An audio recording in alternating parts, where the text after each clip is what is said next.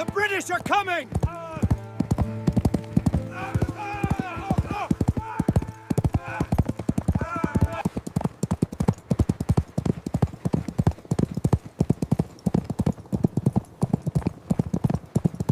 This is a new series, and this is the first episode. Alright, let's do this. Chapter 1, setting the stage. Colonial America in 1775.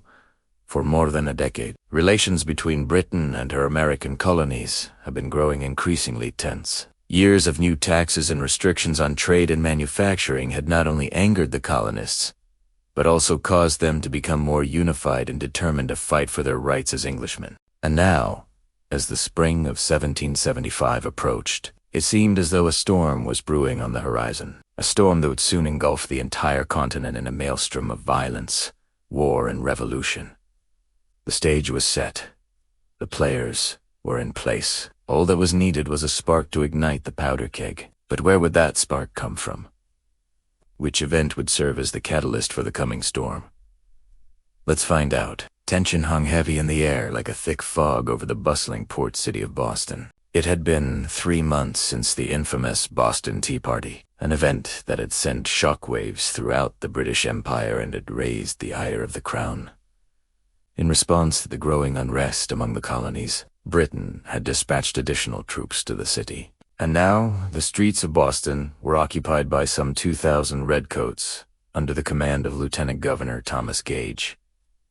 Their presence was a constant reminder of the simmering conflict between the colonies and the mother country, and the soldiers were jeered and harassed at every turn, often resorting to violence against the unruly civilians. Throughout the winter of 1774, the situation in Boston had remained tense but under control. However, with the arrival of spring, a sense of uneasiness began to spread among the colonists. The mild winter had given way to warmer temperatures, which had melted the thick layer of snow and ice that covered the ground and turned the muddy streets into a treacherous quagmire. This made travel difficult and dangerous, and the colonists were forced to stay mostly indoors, which gave them more time to discuss the growing conflict with the British. In the taverns and homes of Boston, the conversation inevitably turned to the recent events in the city and the possibility of a larger conflict between the colonies and Britain. Some colonists, known as loyalists, remained steadfast in their support for the Crown, believing that the British government had their best interests at heart. Others, however, were growing increasingly frustrated with what they perceived as the tyranny of the Crown. They argued that the British government had become oppressive and that the colonists' rights as Englishmen were being trampled upon. Among the most vocal of these men was Samuel Adams, a leader of the Sons of Liberty, a secret organization founded in 1765 to oppose British rule in the colonies. Adams and his fellow Sons of Liberty had been responsible for organizing many of the protests against British rule, including the Boston Tea Party. Now, with tensions at a boiling point, Adams and his followers were preparing for a showdown with the British. On April 1775, 2 members of the Sons of Liberty, William Dawes and Paul Revere, set out from Boston on a mission to warn the colonial militia leaders John Hancock and Samuel Adams of an impending attack by British troops. As the men rode through the night, they knew that they were taking great risks. If they were caught, they could be arrested or even executed. But their duty to their cause and to their fellow colonists outweighed their fear. Meanwhile, back in Boston, Lieutenant Colonel Francis Smith was assembling a force of some 700 Redcoats to seize the colonial militia's weapons and ammunition stores. Smith had received intelligence that the colonists were planning to launch an attack on the British, and he believed that the only way to prevent a full-scale rebellion was to disarm the colonists. As dawn approached, Revere and the other riders reached their destination and alerted Hancock and Adams to the danger.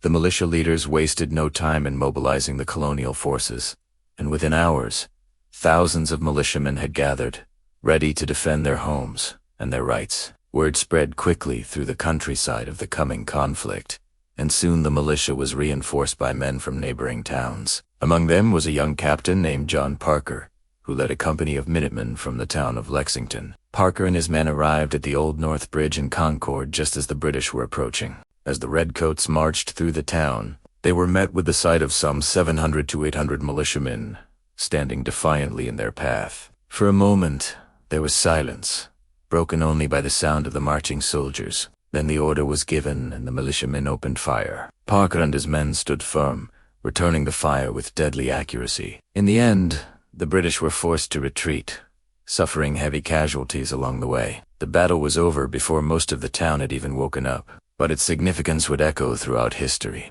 News of the battles at Lexington and Concord spread like wildfire throughout the colonies, galvanizing the people and arousing their determination to fight for independence. Within days, thousands of militiamen had joined the fight, and the Revolutionary War was well underway. Britain and her colonies were now officially at war. The clashes at Lexington and Concord marked a turning point in the struggle between the colonies and the mother country. The illusion of reconciliation had finally been shattered, and the colonists were now fully committed to the fight for independence. As the war raged on, the sense of urgency among the colonists grew stronger. They knew that the outcome of the conflict would have profound implications for their future, not only as subjects of the British Empire, but as free and independent people. With each passing day, the colonists became more determined to secure their rights as Englishmen. They fought bravely and with unwavering determination, and their efforts were not in vain. The war would eventually lead to the creation of the United States of America,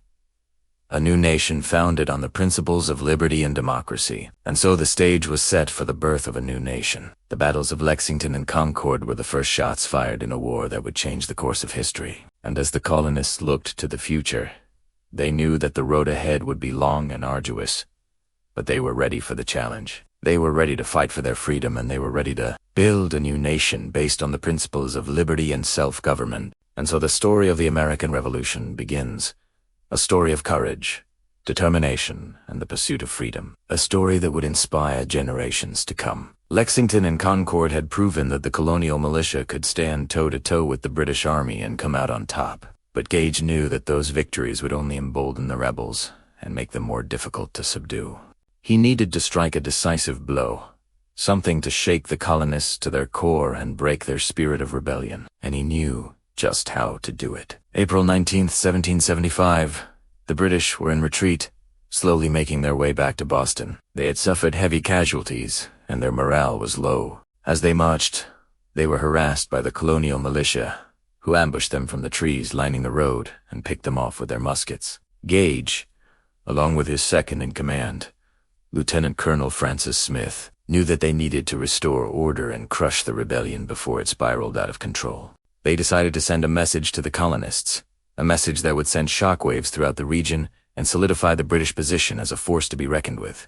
They would lay siege to the city of Concord. On April 19th, 1775, as the sun rose over the horizon, British troops stationed in Boston awoke with a start. Tier Commander Lieutenant Colonel Francis Smith had received intelligence that the colonial militia was massing at the town of Concord, preparing to launch an attack. Smith knew that he needed to act quickly to prevent an all-out assault. He assembled a force of nearly 900 redcoats and ordered them to march to Concord and seize the town's weapons and ammunition stores. As the troops prepared for their mission, a sense of unease settled over the ranks. They knew that the colonists were fierce fighters and that the task ahead would be fraught with peril. Meanwhile, in Concord, the colonial militia was indeed preparing for action. They had received word of the British movements and were ready to defend their town and their cause. Captain John Parker and his company of Minutemen were among the first to arrive, and they wasted no time in setting up defensive positions. As the British approached, the militia numbered around 700 men, armed with muskets and determination. When the Redcoats arrived in Concord, they were met with the sight of hundreds of militiamen standing defiantly in their path. For a moment, there was silence, broken only by the sound of the marching soldiers. Then the order was given, and the militiamen opened fire. Parker and his men stood firm, returning the fire with deadly accuracy. In the end, the British were forced to retreat, suffering heavy casualties along the way. The battle was over before most of the town had even woken up, but its significance would echo throughout history. Word of the battles at Lexington and Concord spread like wildfire throughout the colonies, galvanizing the people and arousing their determination to fight for independence. Within days, thousands of militiamen had joined the fight, and the Revolutionary War was well underway. As the war raged on, the sense of urgency among the colonists grew stronger. They knew that the outcome of the conflict would have profound implications for their future, not only as subjects of the British Empire, but as free and independent people. With each passing day, the colonists became more determined to secure their rights as Englishmen. They fought bravely and with unwavering determination, and their efforts were not in vain. The war would eventually lead to the creation of the United States of America, a new nation founded on the principles of liberty and democracy. And so the stage was set for the birth of a new nation. The battles of Lexington and Concord were the first shots fired in a war that would change the course of history. And as the colonists looked to the future, they knew that the road ahead would be long and arduous, but they were ready for the challenge. They were ready to fight for their freedom, and they were ready to build a new nation based on the principles of liberty and self-government. And so the story of the American Revolution begins. A story of courage, determination, and the pursuit of freedom. A story that would inspire generations to come. All right, that's the end of Chapter 1. What did you think? I thought it was all right. I'm still working on pacing myself, trying not to rush things and keep the story moving. Also trying to flesh out the world and add as much detail as possible. Hope you enjoyed it, nonetheless. And if you did, please consider subscribing and leaving a review, because your feedback helps me improve and makes this whole thing worthwhile. I'll see you next time. I've been waiting to get to this chapter for a while, because there are a few people from the American Revolution that loom larger than Paul Revere. He is one of the most famous people from the period, with his midnight ride being a staple of elementary school curriculums across the United States. But who was he? How did he come to be so famous? And how does his story reveal itself to us through his material culture? Hello everyone, welcome to the second episode of a series that explores the material culture of the American Revolution. Last week we talked about the wonderful world of camp followers, and today it is Paul Revere Esther. If you enjoyed this episode, please like the video and subscribe if you haven't already. It really helps me out. Also, thank you to all of our supporters. You help us make the best videos we can, and I can't do it without you. If you follow the legend, then you probably think of Paul Revere as someone who rode a horse and shouted, "The British are coming," in the dead of night before making his way all around New England, alerting colonial militias that the British were on their way. But the truth of Revere's story is far more nuanced and, frankly, just as interesting. To understand it, we have to go back to where it started. Paul Revere was born in Boston in 1734, the son of a wealthy French Huguenot, immigrant father, and an English mother. While attending the Boston Latin School, he would develop an aptitude for drawing and design, which would later make him well suited for his eventual trade as a silversmith. At the age of 16, he apprenticed under Josie Rowstone, one of Boston's leading silversmiths. And upon the completion of his apprenticeship, he would open his own shop at the corner of Court and Water Streets, directly across the street from the Old South Meeting House. This was in 1759, and he would spend the next 25 years building up his business. As a silversmith, Revere specialized in creating items for wealthy business, such as punch bowls, tea sets, tankards, candlesticks, and especially items related to the culture of drinking, such as coasters and tankards. Most of these items were made in the popular styles of the day, and so were necessarily revolutionary in their design. However, Revere's skill as a designer and artisan meant that they were very high quality, which allowed him to build up a prosperous business. In addition to his silversmithing, Revere also worked as a sort of general handyman, doing odd jobs such as fixing clocks and hinges. He would even go on to serve as an assistant engraver to the Boston engraver and seal cutter John Hall. And he would inherit Hall's business when he died in 1778.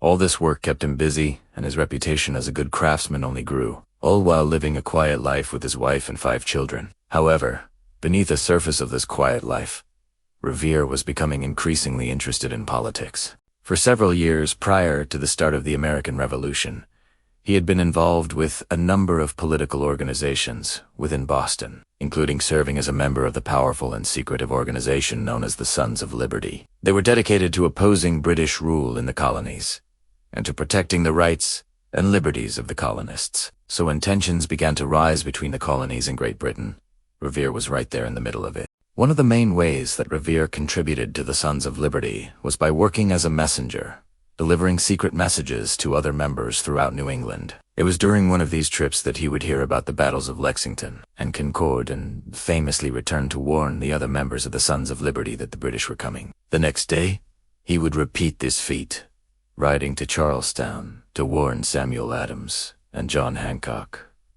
that the British were on their way. These rides are what made him famous. And yet, despite the fame that came to him in later years, at the time, he wasn't necessarily recognized for his actions. In fact, he would continue to live a double life for several years after this, working as a silversmith by day and as a messenger for the Sons of Liberty by night. After all, his primary responsibility was to his family, and he needed to work to take care of them. Even as he became increasingly involved in the Revolution, he would continue to live with his family on Court Street until 1778, when he would move his household to the north end of Boston. But as the war went on, his work with the Sons of Liberty would become increasingly dangerous. As tensions increased between the Patriots and the British soldiers began to occupy houses near Paul Revere's shop, turning them into barracks. This meant that he no longer felt safe working there, and he would eventually close up his shop. He then began to work in secret, setting up a workshop in the attic of his house. There, he would use his skills as a silversmith to create propaganda for the Patriot cause. One of the most famous pieces he created in this way was the engraving of the Boston Massacre, which depicted British soldiers firing on unarmed colonists. This image would be used widely throughout the colonies to promote the idea that the British were tyrants and that the colonists had no choice but to fight back against them. Revere was also instrumental in creating the first official seal of the Commonwealth of Mass. In 1780, the General Court commissioned him to create a seal that would be used to authenticate official documents. He designed a seal that featured the arms of the original 13 colonies surrounded by the words, "The Commonwealth of Massachusetts Bay." The seal would be used for many years and helped to establish Revere's reputation as one of the most talented silversmiths in the colonies. Eventually, Revere's activities caught up with him, and the British government accused him of being a spy and confiscated his assets. As the war drew to a close, Revere's fortunes took a turn for the worse.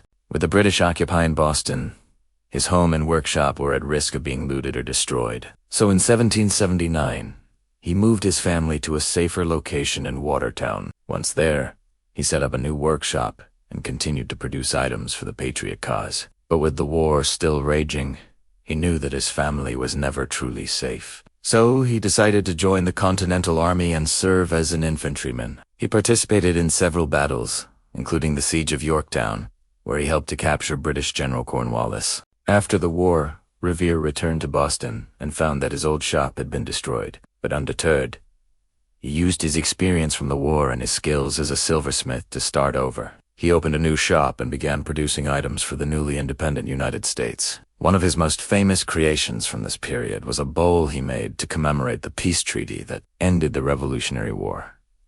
He also produced items celebrating other patriotic occasions, such as the birthday of George Washington. Sadly, we don't have much evidence for how successful this second shop was. It seems that he was still able to make enough money to support his family, but little else is known about his business during this period. As he got older, Revere continued to be active in the affairs of the city of Boston. He served on the Board of Selectmen and helped to organize the first public school system in the United States. As the years passed, Revere's health began to decline, and he suffered a stroke in 1814 that left him partially paralyzed. He continued to work despite his illness and died in 1818 at the age of 83.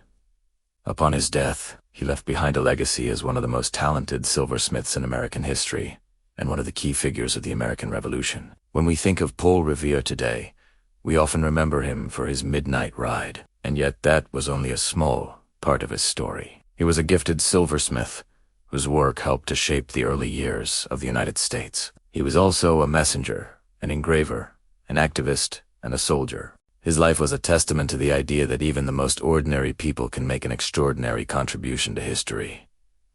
Thank you for watching. I hope you learned something new. Remember, if you liked the video, leave me a thumbs up and a comment telling me what you thought. And if you haven't already, please consider subscribing. I can't keep doing this without your help. And to that end, thank you to our supporters for helping us make the best videos we can. The year is 1774, and the atmosphere in New England is tense. The events of the Boston Tea Party from 3 years prior are still fresh in many colonists. Minds and loyalty to the crown has never been lower. The British government responds with an iron fist and sends troops to occupy Boston. Colonists form secret societies and train for battle as they prepare for what many now believe is inevitable. War with the mighty British Empire. What will it take for the Americans to win? Stay tuned America, to find out. Chapter 3 is Rumblings of War. Our story begins on December 16th, 1773, in Boston Harbor, where a British merchant ship sits quietly at anchor. It's the Dartmouth, and it has just unloaded a cargo of tea from China and is now awaiting the arrival of its crew, who have gone into town to get some much-needed rest. On deck are 92 chests of tea belonging to the East India Company, which, along with sugar, rum, and indigo, is one of Britain's most valuable exports to the colonies. But there's a problem. According to the Tea Act of 1773, this tea must be sold to colonial merchants at a loss, and in protest, the men refuse to unload the crates until their crew returns. This causes tension between the two groups. They argue back and forth about the law, but no one gives an inch. And so, the tea remains on board the Dartmouth. Meanwhile, across the harbor, Patriots hear about the standoff and begin planning their next move. They know that Britain's navy can easily protect the ship, so they set their sights on the town. For several days, Patriots secretly stash weapons around Boston.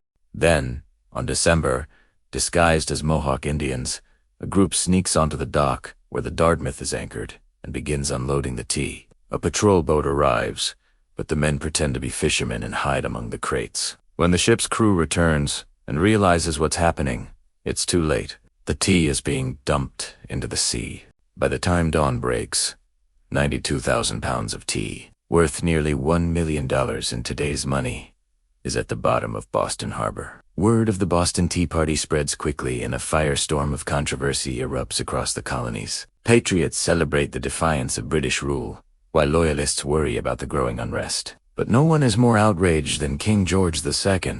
He is furious about the destruction of his property and vows revenge. So he turns to Parliament and asks for help to put down the rebellion in Boston. To the King's delight, Parliament obliges passing a series of laws known as the Intolerable Acts, which are designed to punish Massachusetts and restore order to the colonies. The first of these acts closes the port of Boston until the East India Company is compensated for its lost tea. This is intended to cripple the city's economy and force the colonists to beg for mercy. The second act dissolves the Massachusetts Charter, which had guaranteed certain rights to the colonists. Now the colony will be placed under direct British control. The third act requires British soldiers to quarter in the homes of colonists, forcing families to house and feed them without pay. Finally, the fourth act forbids town meetings without the consent of the governor, effectively ending self-rule in Massachusetts. News of these new laws reaches the colonists, and they are outraged. They see the Intolerable Acts as a tyrannical power grab by the British government and vow to resist. In response, Patriots form secret societies like the Sons of Liberty to resist the new laws. Some colonies even begin stockpiling arms, training militias, and electing committees of correspondence to keep them informed of any British movements. Even some of the fence-sitting colonists begin to feel that the British government has gone too far. But not everyone shares this view. Loyalists, like Thomas Hutchinson, the royal governor of Massachusetts, believe that the acts are necessary to maintain order in the colonies. Hutchinson is a wealthy merchant and former Speaker of the Massachusetts General Court, but his pro-British views have made him unpopular with the colonists. After the passage of the Intolerable Acts, he is forced to flee to London for fear of his life. Meanwhile, other loyalists flee to cities like Quebec, which remains neutral during the war. As tensions rise, Patriots grow bolder and begin to defy the Intolerable Acts. In February of 1775, Samuel Adams and 400 other Patriots attend a town meeting in Boston, despite the law prohibiting such gatherings. There they draft a letter to other Massachusetts towns calling for a boycott of British goods and the formation of local militias. News of the letter spreads quickly, and soon every major city in New England has formed a militia. At the same time, Patriots across the colonies begin stockpiling arms and ammunition in preparation for the coming conflict. In April, things come to a head when British troops march to Lexington to seize 2 caches of colonial weapons. Paul Revere, a member of the Sons of Liberty, learns of the plot and sets out to warn the colonists. He rides tirelessly through the night, alerting key figures like John Hancock and Samuel Adams that the British are coming. By the time the Redcoats arrive in Lexington, the entire town is armed and ready for battle. At the Old North Bridge, 77 militiamen stand toe-to-toe with the 700 British regulars, led by the infamous Thomas Pigot.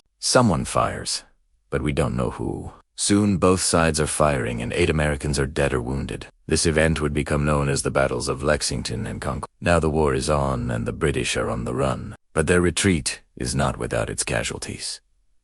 Dr. Joseph Warren, a leader of the Massachusetts militia, is killed in the battle. His death is avenged by none other than John Hancock, who shoots British Lieutenant Colonel James Smith. As the British retreat to Boston, colonial militia members pursue them, hoping to finish the job, but they are ordered to stop by John Adams, who fears that further bloodshed will only make the British retaliate against the civilians. For the moment, the Redcoats are safe, but the tide of war has turned, and this is only the beginning. We hope you enjoyed this episode of America, the series. If you did, be sure to subscribe for more exciting historical tales. And don't forget to leave us a comment below to let us know what you think. We'd also like to take a moment to say a special thank you to our supporters whose names you can see on screen right now. We couldn't have made this video without your help, so thank you. We'll see you next time on America. Hi, this is your host. This is Chapter 4 of our series on the Battles of Lexington and Concord. If you're new here, be sure to check out the other videos in the series. And if you like what we do, be sure to subscribe so you don't miss any of our new videos. The night before the Battles of Lexington and Concord, British General Thomas Gage held a council of war at his headquarters in Boston to come up with a strategy for dealing with the growing unrest in the Massachusetts Bay Colony. Those present at the meeting included Major General Sir William Howe, Lieutenant Colonel Francis Smith, and other staff officers. After reviewing intelligence reports and discussing various options, Gage decided on a plan that called for Smith's 2nd Company of the 10th Regiment and Captain John Pitcairn's Company of the 6th Regiment to seize all of the weapons and ammunition being stored by the militia in Concord. This action was taken in response to the seizure of British weapons at the Boston Navy Yard on September 9, 1774, an event that was known to the British as the Rope Walk Incident. In addition to seizing the supplies, the troops were also ordered to arrest 2 men suspected of being leaders of the rebellion, Samuel Adams and John Hancock. On April 18, 1775, under the cover of darkness, Smith's 200-man detachment set off from Boston across the Charles River to Concord. Traveling by water was necessary, since the river had not yet frozen over for the winter. Smith's objective was to arrive in Concord before sunrise so as to surprise the colonial militia. As dawn broke over the Charles, the British soldiers arrived in Concord without incident. They quickly split into 3 groups and fanned out across town to seize the weapons depots. The first group of 50 men, under the command of Lieutenant Colonel Francis Smith, marched directly to the center of town and surrounded the home of a man named Joseph Hosmer. Hosmer was one of the selectmen of Concord, and he was responsible for safeguarding the town's supply of military stores. His house was used as a powder magazine, and it contained a substantial amount of gunpowder, small arms, and bayonets. The rest of Smith's force was dispatched to the homes of 2 other selectmen, Thomas Wheeler and Samuel Reed, where more supplies were seized. All told, the British confiscated about 3,900 pounds of gunpowder, 177 barrels of small arms, and 1,200 bayonets.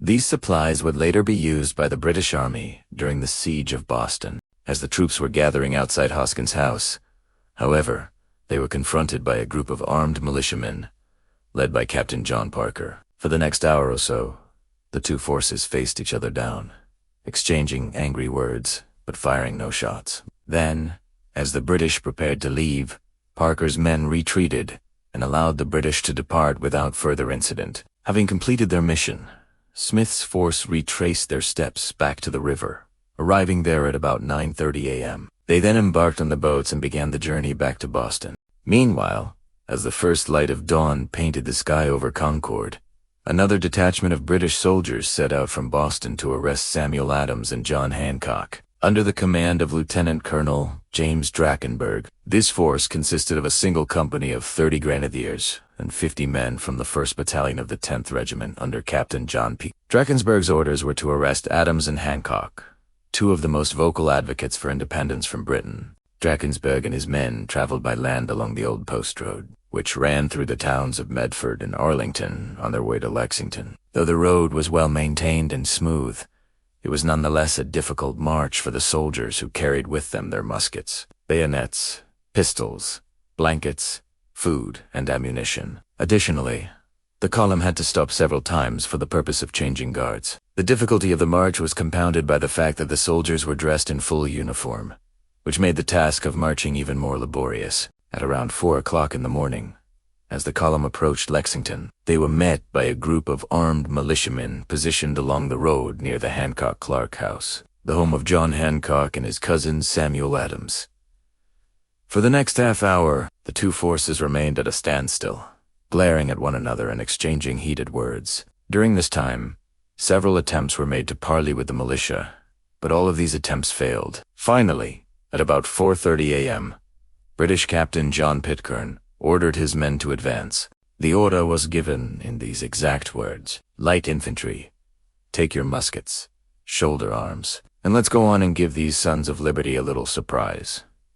As the British advanced, the militiamen fired. In the ensuing chaos, 8 British soldiers fell wounded to the ground, while 8 members of the militia were either killed or wounded. One of the British soldiers who fell was Captain John Pierce, who was mortally wounded by a musket ball. He was carried off the field and later died of his wounds. The remaining British soldiers quickly retreated to their boats and rowed back across the Charles River to safety in Boston. Of the 30 grenadiers that set out with Drakensberg that morning, 17 were casualties. The Comparison de Militia suffered only 1 death and 3 injuries. Though the events at Lexington Green are often referred to as the first battle of the American Revolution, the violence that erupted that morning was the result of a series of escalating tensions that had been building since the mid-18th century.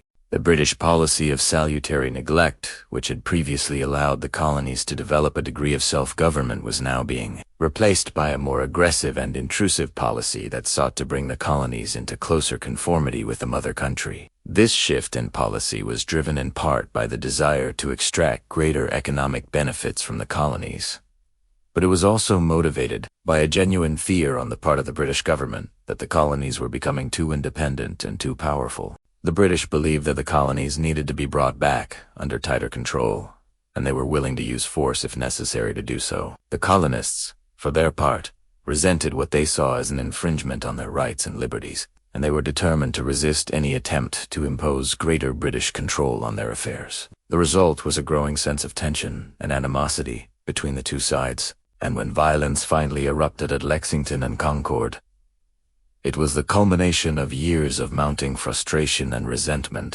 The events of April 19, 1775, were a watershed moment in the history of the United States. The battles of Lexington and Concord were the first military engagements of the American Revolutionary War, and they marked a decisive break with the past. No longer would the 13 colonies simply be a collection of unruly but ultimately submissive subjects of the British Crown.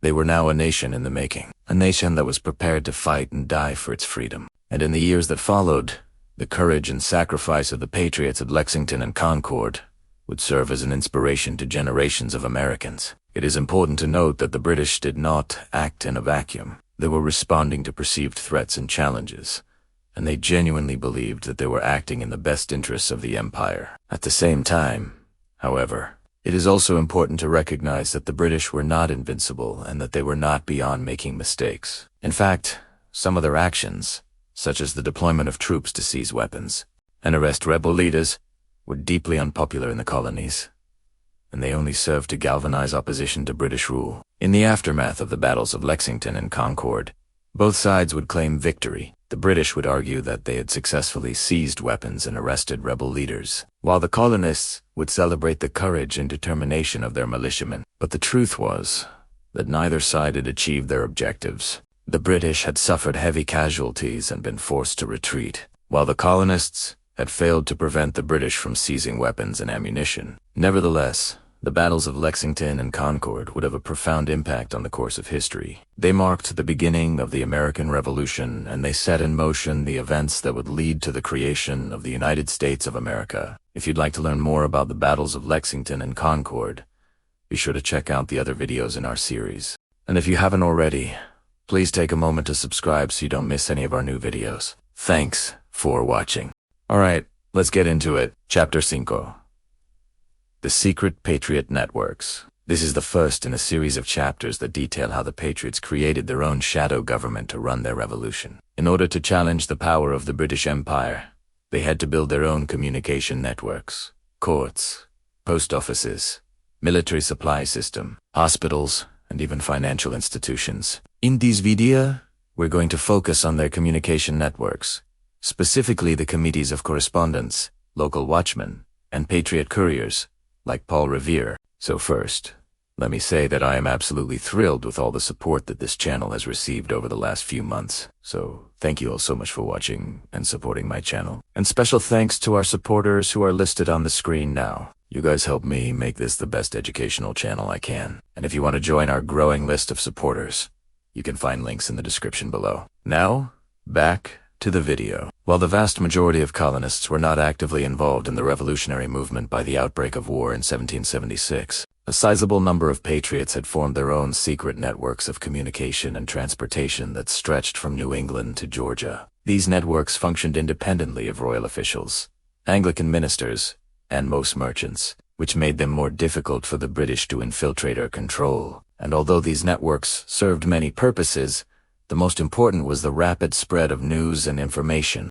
In fact, during the first year of the war, when news traveled by ship from Europe to America and then overland to local communities, could take 6 months or more, the Patriot networks made it possible for people in Boston to know what was happening in Philadelphia or in Charleston, South Carolina within days or even hours. And in order to accomplish this, Patriots organized themselves at every level. For example, in large towns, merchants and artisans met regularly in groups called committees of correspondence, and in some cases, these local committees were directly linked to the committees of correspondence that had been formed in the 1760s. In other words, these organizations predated the war and helped maintain communication between colonial leaders like Samuel Adams and John Hancock in Boston and Patrick Henry and Richard Henry Lee in Virginia. But while the committees of correspondence focused on politics and policy, local committees kept tabs on everything, including the activities of the British military, the weather and the prices of goods. And the larger committees would often send out directives to their local chapters. For example, when John Hancock learned that British troops were headed to Lexington, he sent word to local patriots in Boston to get ready to fight. But not all news was created equal, and most local committees had to decide which stories were worth reporting. For instance, the Virginia Committee of Correspondence received thousands of letters between 1772 and 1783, but only published 42 of them in their official journal. Similarly, the Massachusetts Committee published only about 10% of the letters that they received. And this is important because it shows us that the local committees acted as gatekeepers of information, choosing which news stories would be amplified and shared throughout the colonies. And the news that they chose to spread often concerned issues like civil liberties, economic conditions, and the activities of the British military. That's because the purpose of the secret Patriot networks was to turn the American public against the British. So imagine you're a member of the committee in Charleston, South Carolina. You receive a letter from a friend in Boston warning you that British troops are planning to seize gunpowder from a local arsenal. Do you publish that story? Well, probably not. There would be no point in telling people in Charleston that British troops might try to seize gunpowder from an arsenal in Boston. But if you received a letter from a friend in Philadelphia saying that British troops had just seized gunpowder from an arsenal there, you would probably publish that story. That kind of news would resonate with people in Charleston and help turn public opinion against the British. In fact, the seizure of gunpowder from provincial armories was one of the most common topics in Patriot communication networks. Other topics included threats to civil liberties, unfair economic policies, and the activities of the British military. For instance, in 1774, the Virginia Gazette printed a story about a man named James Crepps, who was arrested for criticizing the royal governor in print. And in 1775, the Pennsylvania Journal reported that British soldiers had attacked a group of unarmed American civilians. And the reason why these stories were so important is because they helped turn the American public against the British by casting them as oppressive and tyrannical. By painting the British as the villains in every story, the Patriots were able to cast themselves as the heroes. And as the war went on, they continued to produce countless stories about British tyranny and atrocities. But simply publishing stories about British tyranny wasn't enough. The Patriot networks also needed ways to disseminate that news quickly, and that's where the local watchmen and scouts came in. Men at every port and road crossing in the colonies were responsible for keeping an eye on the roads and reporting anything interesting to local leaders. For example, in his book, The Midnight Ride of Paul Revere, author David Hackett Fisher describes how the people of Concord, Massachusetts, maintained a system of lookouts on high ground overlooking the surrounding countryside. When someone spotted something unusual, they fired a red-hot musket ball down the line into the next valley. And eventually that shot reached the town green in Concord, where a newspaper editor was waiting to read the intelligence. This is pretty similar to the signal system used by Paul Revere and the other riders on that famous midnight ride. Each signal told the recipient something different. A single gunshot meant that the British were coming. 3 shots meant that the regulars were close behind. And a slow, deliberate ringing of the church bell warned the militia that it was time to meet up. And in order to keep these networks of watchmen and scouts running smoothly, the local committees of correspondence set up their own post offices and invented their own symbols, codes, and lingo. Take this letter, for example, which was sent from a spy inside the British Army. Can you tell what it says? Probably not. But if you were part of the Patriot network, you would have known exactly what to do. That's because the sender used a code to hide the message. And in this case, the sender wrote a letter to a friend describing an upcoming battle. But instead of spelling out the words, they used numbers.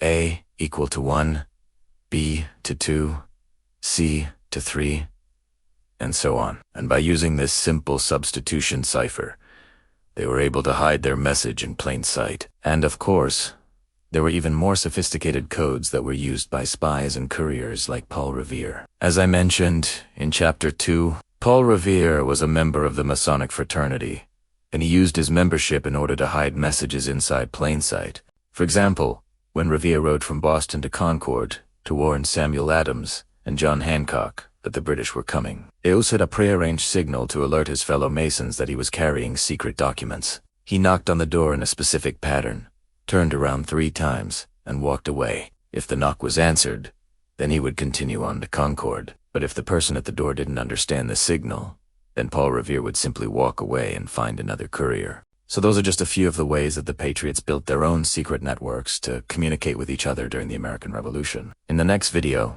we'll look at how they built their shadow government and military to challenge the authority of the British Empire. And of course, none of this would be possible without all of you who watch and support this channel. So again, thank you so much. I hope you enjoyed this video. And remember, I'm grateful for your support. I'm grateful for your feedback, and I am grateful that we get to do this together.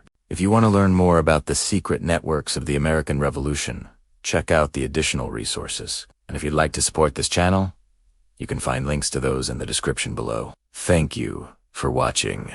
Alright, let's continue with our mini-series on Paul Revere's Midnight Ride. We do one short for each of the chapters in this book called Paul Revere, S-Ride by David Hackett Fisher. Again, it's an amazing read, so please check it out if you haven't already. And again, this is not a complete retelling of the story. There is so much in this book that I just wanted to highlight some of the really cool stuff. And also, I really just wanted to talk about what I think is probably the most important chapter in the whole book, which is Chapter 6, The Signal from the Old North Church. Now, if you've heard the song or if you've heard the story before, you may already know that the signal that Paul Revere and William Dawes and Samuel Prescott were waiting for was a lantern signal from the Old North Church. But there's a lot more to the story than that. So, let's get into it. Okay, so the signal from the Old North Church. As we close Chapter 6, Fisher writes, 1 if by land, 2 if by sea, became the agreed-upon lantern code for British troops approaching by either route. At about 9 o'clock on the evening of April 18th, 1861, Robert Newman, a member of the North Church congregation, climbed the tower of his church to hang a lantern. He had been told to do so by John Pulling, a member of the Committee of Safety, who had received word from Paul Revere in Boston that the British regulars were preparing to leave their underarms, and that he and Dawes would be waiting for word at the Old North Church. Upon reaching the top of the tower, Newman hung a single lantern in the steeple. In a moment when all was well, someone else could come along and hang another lantern if need be. And then Newman went home, his work done for the night.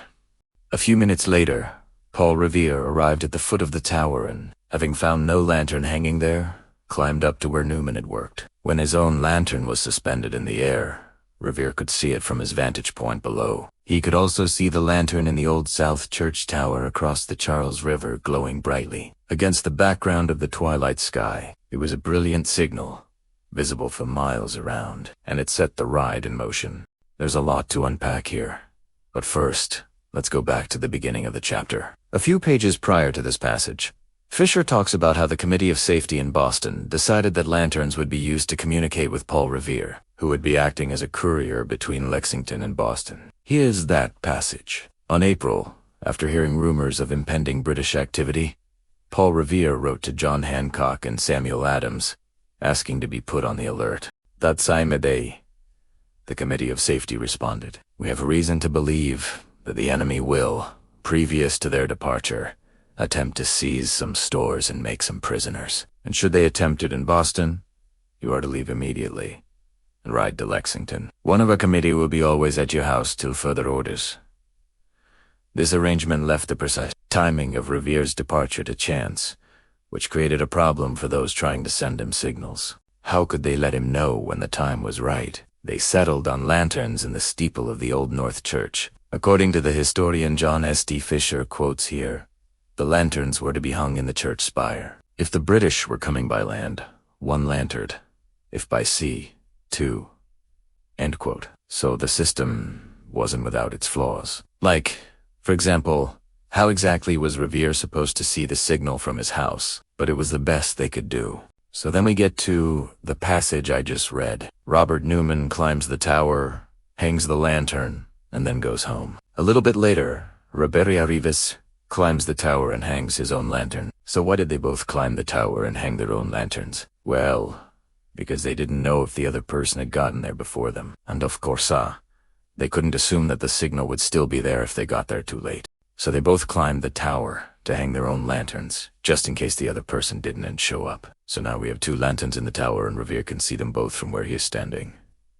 So now what? Well, as we heard in the last video, in Chapter 5, Paul Revere's Midnight Ride, Fisher tells us that Revere was actually the first of several riders that night. There were 3 official couriers that night: Paul Revere, William Dawes, and Samuel Prescott. But a 4th man, Thomas Poe, also set out.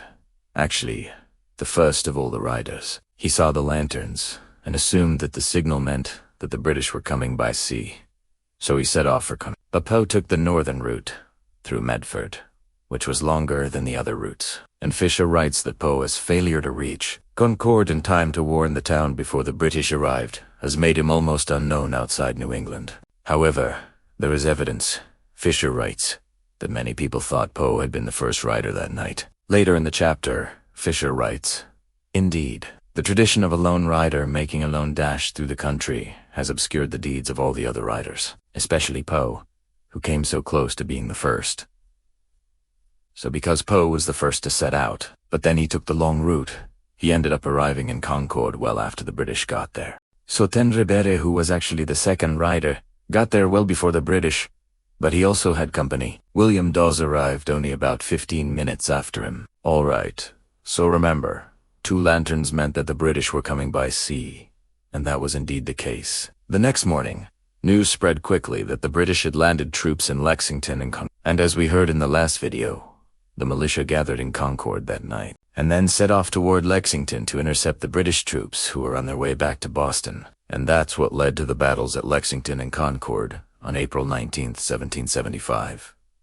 In the book, Fisher spends a lot of time talking about the events leading up to that night, including the battles of Lexington and Concord, the powder alarm of April, the siege of Boston, the battles of Bunker Hill, the evacuation of Boston, the Battle of New London, and many other lesser-known events. And he also gives us a lot of interesting detail about the main characters like Paul Revere, Samuel Adams, John Hancock, Joseph Warren, General George Washington, and of course King George II. If you want to learn more about the American Revolution, then this is definitely the book to get. It's a long read, but it's absolutely worth it. Also, again, this is just scratching the surface of what's in this book. There's so much more that I want to share with you. So we hope you will join me for the rest of this mini-series, where we continue to explore the fascinating story of the American Revolution. And if you've enjoyed these videos, please consider supporting us. The link is in the description below.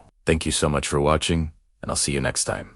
Paul Revere's job was done. He had warned the countryside of the approaching Redcoats, and now he needed to get out of there. But how? How could he escape the wrath of the British without being caught? Well, he had only one chance, one slim chance, and that was to sneak across the Charles River back into Boston under the cover of darkness. It was now about 12:30 in the morning, April 18th, 1775, and Paul Revere was in no mood to waste any time. As he quietly made his way down the north shore of the Charles River, staying low and hidden amongst the trees lining the water, his eyes scanning the dark waters for any sign of movement. But there wasn't much time left. If he didn't hurry, the rising sun would catch him still hiding in the shadows, and with it, the town would know who was responsible for sounding the alarm and bringing them together. That is, if he didn't make it out of town alive. The warships anchored offshore weren't going to let anyone pass without asking questions. They were there to stop him, or at least they would be soon enough. When the sun came up, they'd block the river, board every boat and search everything in sight until they either found him or someone who knew who he was working for. There was only one way to get across the river undetected. The long way around. It would take him hours, but there was no other choice. He looked back at the road he just traveled. The path was barely visible in the dim moonlight, but he could see where the lanterns hung in the windows of the houses along the shore. A full moon would have been ideal tonight, but this dark he had to work with. With a deep breath, he pushed on, careful not to make a sound. He moved like a ghost through the darkness, silent and unseen. Ahead of him, he could hear the distant sounds of the town waking up. People stirring in their beds, dogs barking, roosters crowing. The river lay dark and silent ahead of him, hiding its secrets beneath the surface. And somewhere out there, the warship slept, dreaming of victory. But Revere dared not make a sound. Each step he took echoed in the silence of the night. He moved like a shadow, a wraith from the darkness, unseen, unknown. But his heart beat loud in his chest, a drum in the silence, keeping time with his steps. The river seemed endless, stretching before him like a black ribbon against the dark sky. But he pressed on, his eyes fixed on the faint glow of dawn breaking over the hills in the distance. The moon dipped below the horizon, and the darkness deepened. Every sense was on high alert. The sound of a twig snapping, the rustle of leaves, the hoot of an owl, all sending shivers down his spine. But nothing stirred in the darkness ahead. No shouts, no clash of arms, only the sound of the waves lapping against the shore. He ran the risk of it all, risking everything for a chance to warn the others, to warn them that the Redcoats were coming. Suddenly, through the darkness, he saw a light, a faint glow in the distance. Hope surged through him. Charlestown. He could make it. He stumbled forward, his muscles screaming in protest. His lungs burned with the effort of running, his feet pounding the hard-packed dirt road. As he ran, his thoughts raced. Would the others be ready? Would they believe what he had to tell them? Could they stop the Redcoats? He couldn't help but doubt them. They'd never faced the might of the British Army before. What chance did they have? Still, he had to try. He owed it to them, to his country, to himself. Finally, he reached the shore. He could see the boats bobbing gently on the water, their masts like dark fingers reaching towards the sky. He could hear the splash of oars in the water, the murmur of voices. It was almost over. He could almost taste the freedom that lay just beyond his grasp. With a final burst of energy, he sprinted to the shore. He could feel the rough sand beneath his feet, the wind whipping through his hair. He waded into the icy water, the cold shock making him gasp. He pulled himself toward the boat, his hands scraped and cut by the rope ladder, but he didn't care. He clung to the side and hauled himself aboard. The boat rocked precariously, but he didn't care. He collapsed onto the floor, his body shaking with exhaustion. The men on the boat stared at him in surprise. Then understanding dawned on their faces. They helped him to his feet, their eyes wide with admiration. Revere leaned heavily on them, his legs shaking. He could hear the sound of the church bells ringing in the distance, the call to arms he had made Italiano. But his ordeal was not over yet. Not by a long shot. The British would be after him now, trying to capture him, trying to break him. But he had something they wanted more than anything: information, and he wasn't going to give it up without a fight. As the boat pulled away from the shore, Revere took a deep breath, savoring the sweet taste of freedom ad don Italiano. He had escaped the clutches of the British, for now at least, but he knew that this was only the beginning. The war had begun, and there was no turning back. Revere struggled to his feet, his legs shaky and weak. He could hear the men talking in hushed voices, their faces grim. He knew what they were thinking. Who was he? What was he doing here? Why had he come alone? Questions that he couldn't answer. Not yet. He waited until they were out of earshot of the mainland. Then he turned to face them. Their eyes were wide with surprise. Revere smiled weakly. "Paul Revere," he said, his voice hoarse. "I bring a message from John Hancock and Samuel Adams." A hush fell over the boat. The men stared at him, their eyes wide with disbelief. Revere knew that they wouldn't believe him, not without proof. So he reached into his pocket and pulled out the letter from Hancock. He unfolded it carefully and read, "Mr. Revere is desired to come to this place at your earliest convenience, as there are matters of great importance to be discussed. April 1775. The letter was signed with Hancock's name. The men looked at each other in astonishment. They knew Hancock's name. He was a leader of the Sons of Liberty, a man who had risked everything to fight for their freedom. But why had he sent Revere to them? What could be so important? Revere continued, "Mr. Hancock and Mr. Adams want to see you. They want to ask you for help." The men looked at each other again. They were farmers, shopkeepers, tradesmen. They weren't soldiers. What could they help with? Revere pressed on, knowing that he had to convince them somehow. "The British are coming," he said, his voice urgent. "They are coming to arrest our leaders. We need your help to protect them." The words hit them like a tidal wave. The British were coming. They were the ones who had always seemed so invincible, so powerful. And now they were coming to their town, to their homes. Revere saw the change in their faces, the dawning realization of the danger they were in. He pressed his advantage. "We need you to hide them," he said, his voice pleading. "We need you to keep them safe." He could see their thoughts racing, their minds trying to grasp the enormity of what was happening. One of the men finally spoke, his voice hoarse. "What can we do?" Revere knew that they were with him now. They were ready to fight. They were ready to defend their town, their homes, their freedom. And with that, Revere felt a surge of hope. He knew that they would protect Hancock and Adams. He knew that they would stand up to the British. He knew that they were ready to fight for their freedom. As the boat pulled into the shore, Revere knew that the battle for their freedom had just begun. But he also knew that he had done his part. He had warned them. He had given them a chance. And that was all that mattered. The men stared back at Revere, their faces grim. They knew what he was asking of them. They knew the danger they were facing, but they also knew what was at stake: their freedom, their future, their very survival. In the end, it was Old North Church that gave the signal. 2 lanterns in the tower window. Revere had made it back to safety. "All right, let's do this. Let's get back to our regularly scheduled programming, which means it's time for another episode of 182 Minutes in 1821.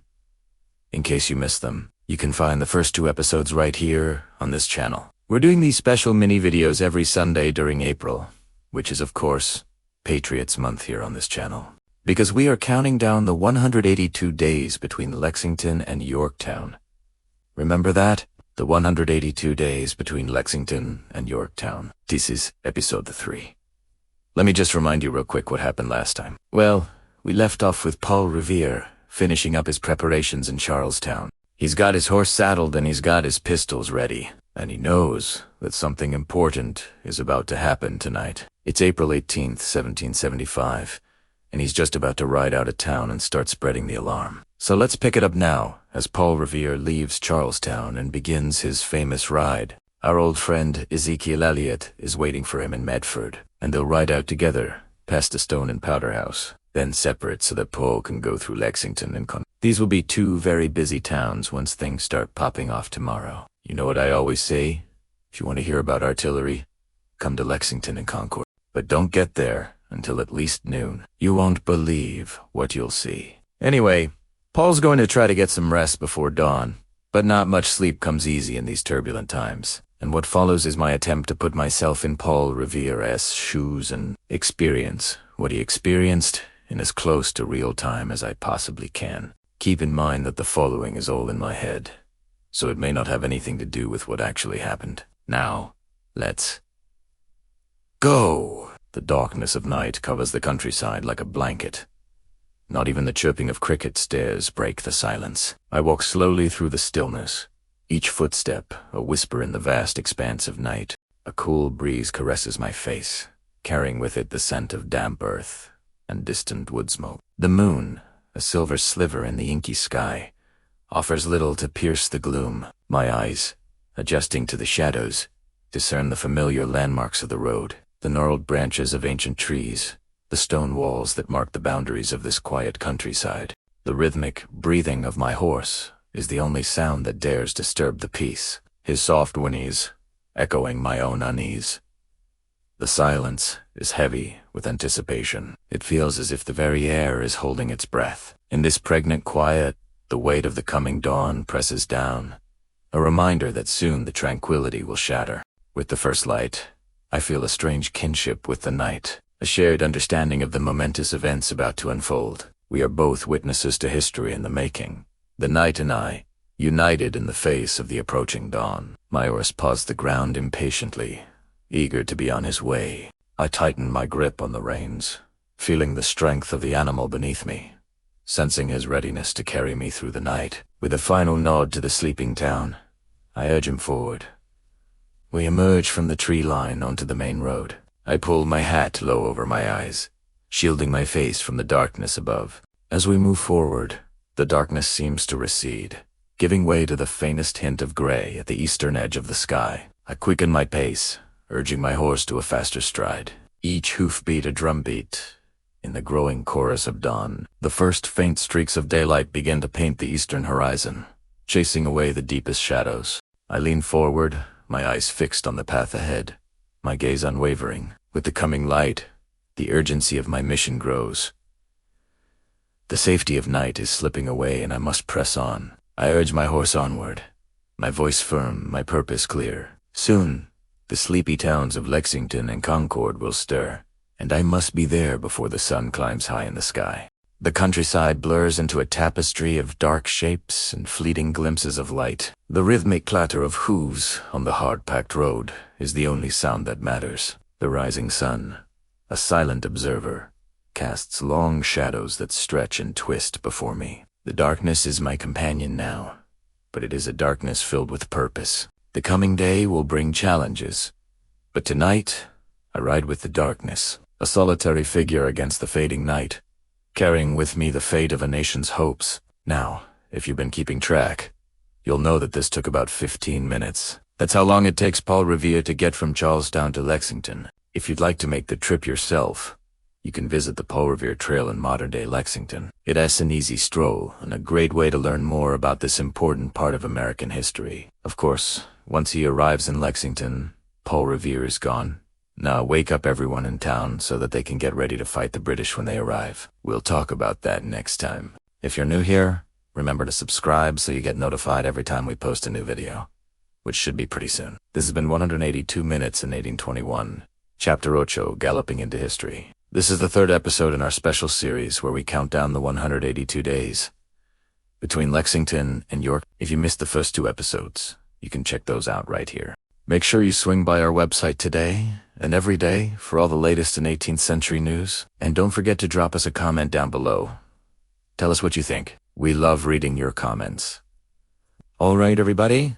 That's it for this episode. Until next time, remember, if you want to hear about artillery, just go to Lexington and Chapter 9.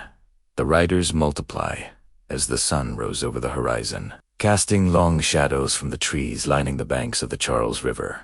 A lone horseman spurred his mount into action. His name was William Dawes, a young silversmith by trade. But like many others that spring, his thoughts were not of precious metals and coins, but of liberty and independence from the tyranny of King George. For Dawes had received Paul Revere's message to spread the alarm. and he was now leaving Boston by way of land, traveling north to warn the countryside of the British Army's movements. Now, as we know, Paul Revere had already left the city, riding hard for Lexington, where he would awaken Dr. Samuel Adams and John Hancock and alert them to the danger at hand. But Dawes was charged with spreading the news farther afield, 2 towns beyond Lexington. And so, Erode racing against the break of day and the advancing British troops. All around him, the sounds of the awakening countryside filled his ears. The cawing of crows, the bleating of sheep, the barking of dogs. These sounds of nature, he thought, are my only company this night. Thus, William Dawes, along with a few other riders, became the first to receive the alarm call. At least 3 others would eventually leave the city of Boston, carrying Revere's warning to the countryside. Among them was Dr. Samuel Prescott, a man who would have an eventful night of his own. At this point, it is important to note that there was no central committee directing the Sons of Liberty's efforts. Rather, there was a loosely connected group of men in various New England towns who shared a common desire for freedom from British rule. When Paul Revere arrived in Lexington, A. Woodrow C., Dr. Samuel Adams, and John Hancock from there sleep and share with them what he knew about the British Army's intentions. In turn, these 2 leaders would then delegate tasks to willing men, organizing the defense of the countryside. One such man was Dr. Samuel Prescott. As dawn broke over the horizon, he heard the pounding of hooves on the hard-packed dirt road leading to his home. Startled, he arose from his bed and went to the window to see what was happening. There he saw a horseman urging his mount forward at a fast pace. It was William Dawes. Dr. Prescott quickly opened his door and stepped out onto the porch just as Dawes came to a stop in front of his house. "Doctor!" Doc, gasped Dawes, his voice hoarse from hours of shouting and riding. "The regulars are coming this way. Paul Revere has just ridden to Lexington to warn the gentlemen there, but we must spread the alarm. Please, Doctor, you must ride." Prescott needed no further convincing. He knew the gravity of the situation and wasted no time in preparing himself.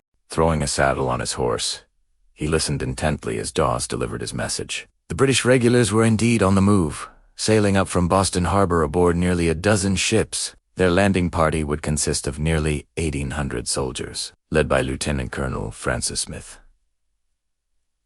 Their goal, to seize the rebel leaders and put an end to the growing rebellion once and for all. With the urgency of the situation clear to both men, they mounted their horses and rode off in opposite directions. Dawes continued north toward Woburn, while Prescott traveled south toward Concord. Each man was responsible for alerting the countryside to the approaching danger. As they rode, the forest seemed to come alive with the sounds of the approaching British. Dawes could hear the regular drum beats echoing through the trees, and knew that time was of the essence. As he raced along, he could see the faint outlines of horsemen on the road ahead. They were members of the Middlesex County Committee of Correspondence, the local governing body responsible for maintaining order and security in the region. Dawes urged his horse forward, hoping to reach them before the British did. Upon seeing Dawes approach, one of the horsemen called out to him, "What news, friend?" "What news?" Dawes replied, "The regulars are coming down in force. We must spread the alarm with that side." He continued on his way, spreading the word as he went. Meanwhile, Dr. Prescott continued south. Unlike Dawes, who had ridden all night, Prescott had only been in the saddle for a few hours. Nevertheless, he rode hard, urging his horse to go faster. Soon he would reach the town of Lincoln, where he knew there were many patriots eager to defend their rights. As the morning progressed, the number of riders bearing Revere's message grew. A man named Thomas Church, for example, joined Prescott outside of Lincoln. So intent were these riders on delivering their message that they took turns shouting the warning from the road. "Beware! The British are coming." Yet another rider, Dr. John Caldwell, would join the group, bringing with him an additional 24 men. Together, they would race through the countryside, attempting to outpace the British. However, they soon discovered that the task was not easy. As they traveled, they heard the distant roll of drums and the clash of arms. The British were advancing rapidly, and it seemed as though they would soon be upon them. Undeterred, the riders pressed on, reaching the town of Concord by late morning. There they found a large group of militia gathered, ready to defend their homes. The rest of the riders, including Dawes, would continue north, spreading the alarm as they went. By this time, the British were close behind them. Cannons boomed in the distance, and the men knew that the time had come to make their stand. The British regulars were upon them, and the battle for independence had begun. As we've seen, the events of April 18, 1775 were nothing if not chaotic. In the early hours of the morning, Paul Revere rode from Boston to Lexington, where he awoke Dr. Samuel Adams and John Hancock. From here, Revere continued on to warn the countryside of the British advance. However, as the morning wore on, more and more riders joined the fray, spreading the alarm far and wide.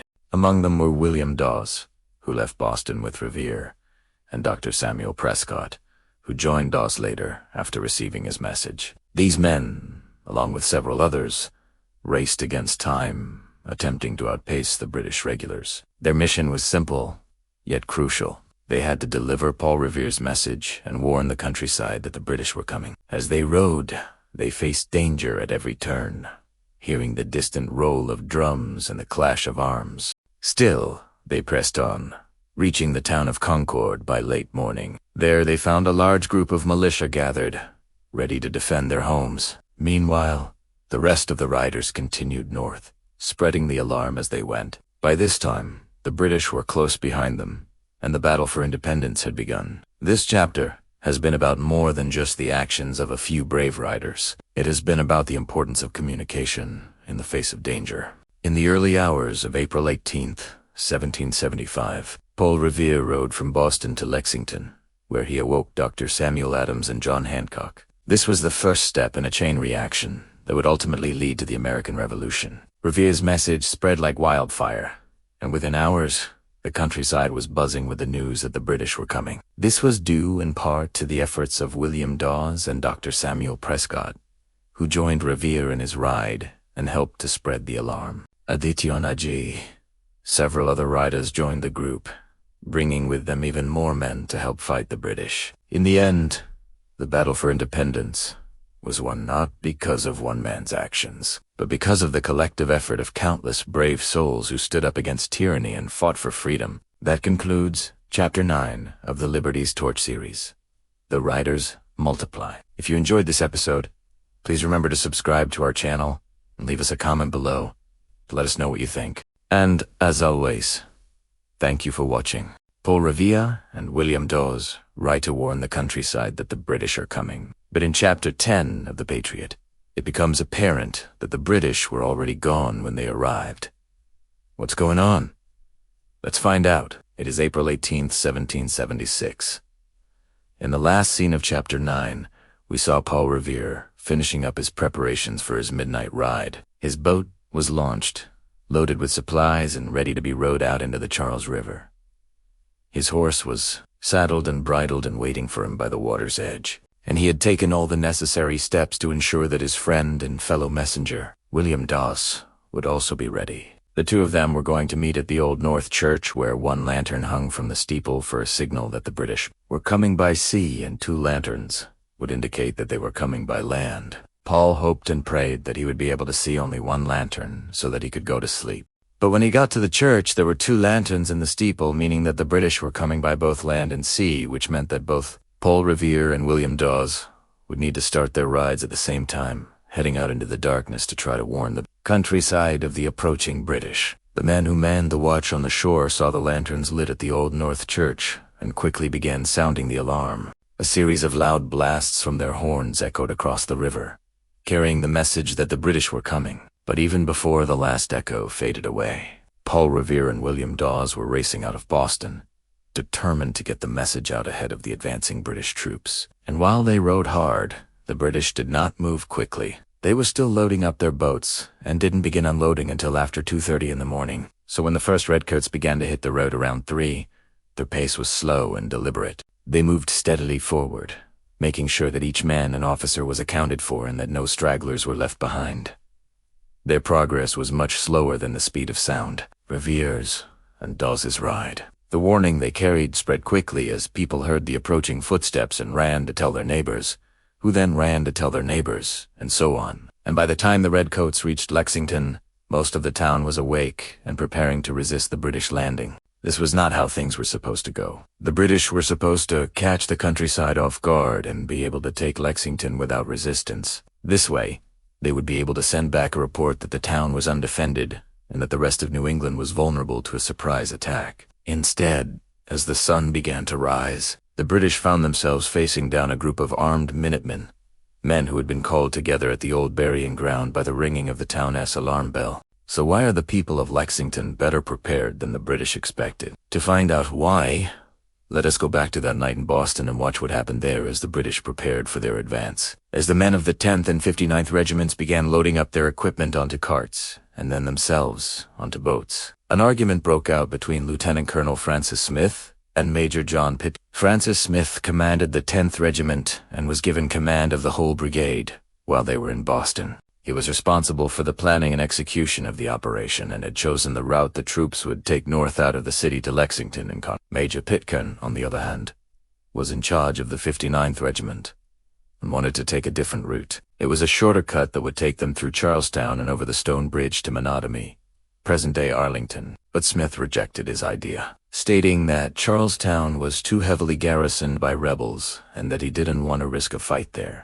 Because of this disagreement, Major Pitcairn and his 59th Regiment were put in charge of securing the rear of the column as they marched out of Boston, with orders to march along the Charles River Road, following closely behind the main column, but not arriving there until daylight. Meanwhile, the rest of the 2,000-man force was placed under the command of Lieutenant Colonel Francis Smith, whose orders were to hurry out of the city and make camp at Menotomy at the end of their march. With the plan decided, the men were given their orders and allowed to grab some food and drink before boarding the boats and crossing the river to begin their long march toward New England.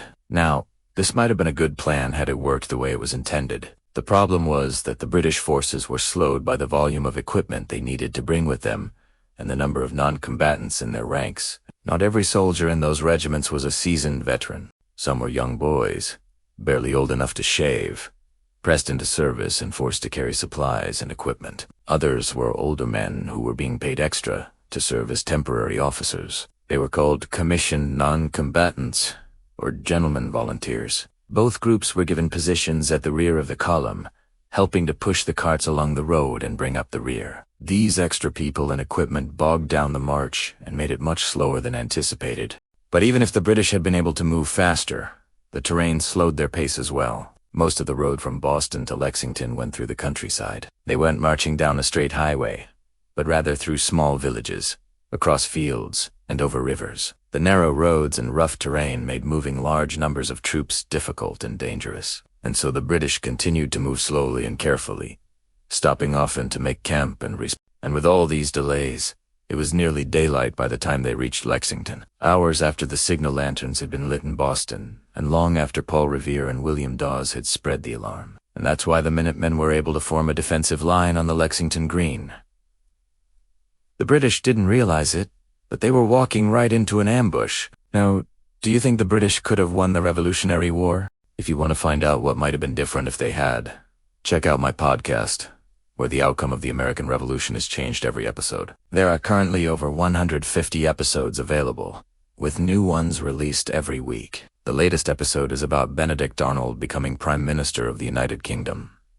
Yes, really. Check it out online or wherever you listen to podcasts. Meanwhile, back in Chapter 10, once the shots fired in Lexington broke the stalemate, the British fell back a few paces and formed a defensive line of their own, returning fire on the Minutemen. But the regulars couldn't hold off the Patriots forever, and as more and more militiamen joined the fight, it became clear to Smith that they had to fall back to the safety of their boats. So they did, leaving behind them the wounded and dead, along with the captured cannon and 3 cartridges of ammunition. Though they had failed to deliver the element of surprise, the British were still confident that they would be able to steamroll the rest of New England. And so they did.